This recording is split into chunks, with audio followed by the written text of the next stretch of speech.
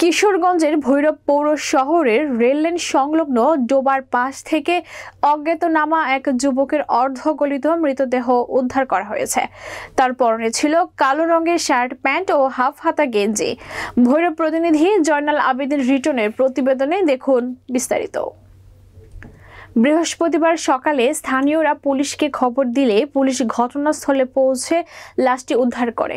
Police জানায়, বৃহস্পতিবার সকাল 9:45টার দিকে পৌর শহরের তাতারকান্দি আমলাপাড়া সংযোগ সড়কের পাশে ডোবার তীরে একটি অর্ধগলিত লাশ পড়ে থাকতে দেখে স্থানীয়রা থানায় অবগত করলে ঘটনাস্থলে পুলিশ আসে।